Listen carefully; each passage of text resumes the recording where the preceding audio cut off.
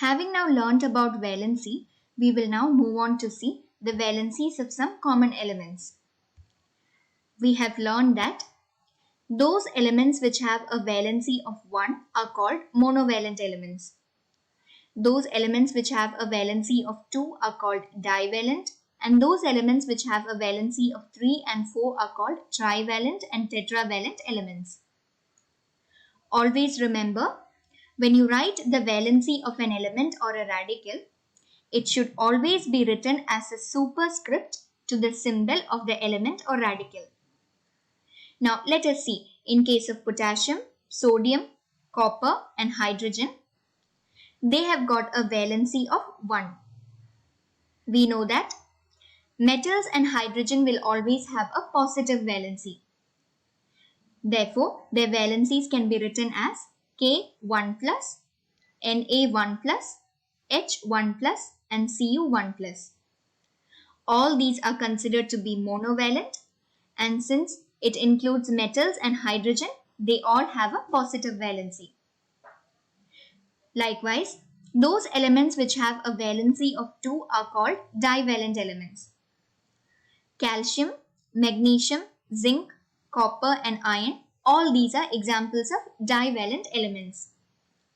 We know that all of them are metals and therefore they have a positive valency.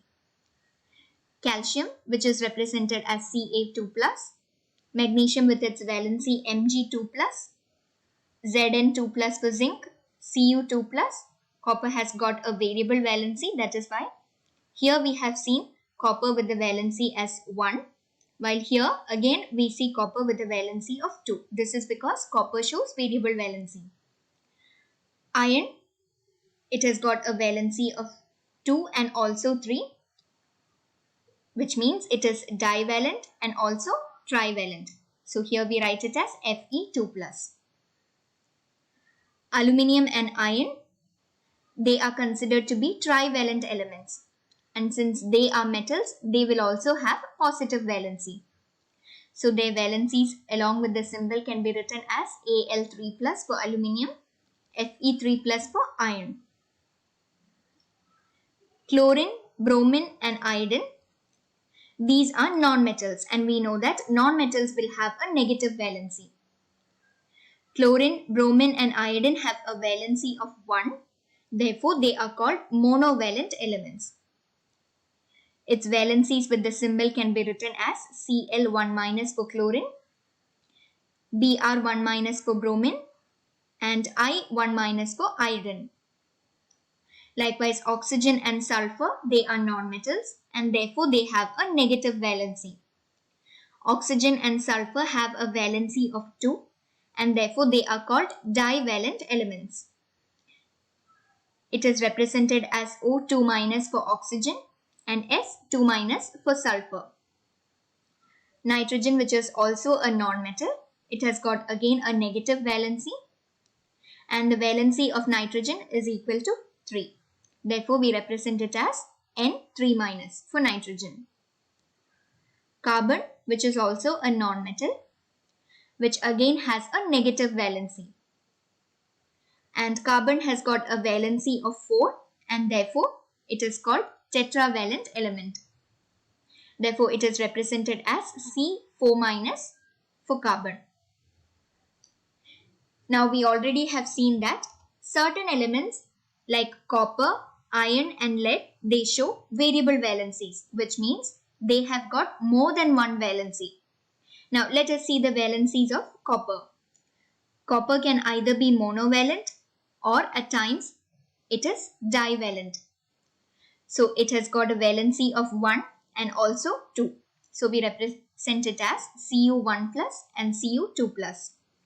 While iron, it has got a valency of 2 at times, while it shows a valency of 3 at some other times.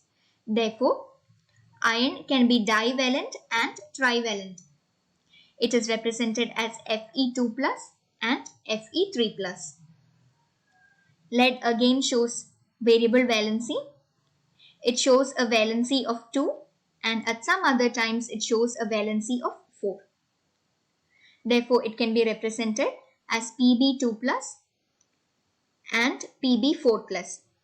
So lead, it can be divalent and tetravalent. So since all of these elements are metals, all of them have a positive valency. Now we will see the valencies of some important radicals.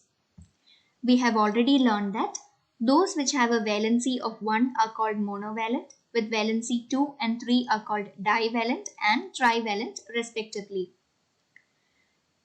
Ammonium has got the symbol NH4. It has a valency equal to 1, therefore it is called monovalent. Ammonium radical has got a positive valency. Remember that only few radicals like ammonium will have a positive valency, while remaining all other radicals will have a negative valency. So ammonium, its valency is written along with the symbol as NH4 1+. Bicarbonate, bisulfite, bisulfate, nitrate and hydroxide are other examples of radicals which have valency 1, and otherwise they are called as monovalent radicals. So bicarbonate have the symbol HCO3. So it is represented along with the valency as HCO3 1-. Likewise, bisulfite has the symbol HSO3 and it is represented with the valency as HSO3 1-. Bisulfate has got the symbol HSO4 represented as HSO4 1- along with its valency. Nitrate, the symbol is NO3 and the valency along with the symbol is represented as NO3 1-. Hydroxide, as we have already studied, it has got the symbol OH and the valency along with the symbol is represented as OH 1-. Carbonate, sulfite and sulfate, these are examples of divalent radicals, which means they have a valency of 2. Carbonate, which is represented as CO3. So the valency is represented along with the symbol as CO3 2-. Likewise, sulfite is represented as SO3 and its valency is 2. So we represent it as SO3 2-. Sulfate is represented as SO4. This also has got a valency of 2 and as we have seen, it has got a negative valency. So we represent it as SO4 2-. Phosphate is an example of a trivalent radical, which means it has a valency of 3. Phosphate radical which has a valency of 3 is represented as PO4 3-. Now have you noticed here when there is presence of bi, a hydrogen is placed before the symbol of this radical. So always remember that when there is a prefix bi that is added to the name, remember that this indicates the presence of hydrogen.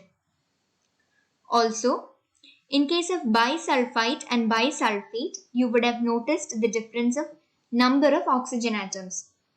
So remember that the suffix ite and the suffix ate in the names indicates that there is presence of oxygen. Also, remember that ite indicates less number of oxygen atoms, while ate indicates higher number of oxygen atoms.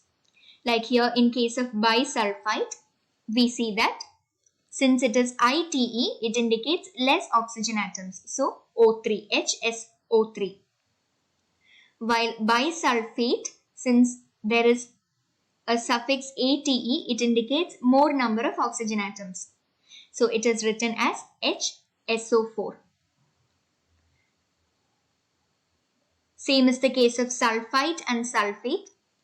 As we have learnt, ite, which is there as suffix, indicates lesser number of oxygen atom and ate indicates higher number of oxygen atoms. So here sulfite has got the symbol SO3 while sulfate has got the symbol SO4.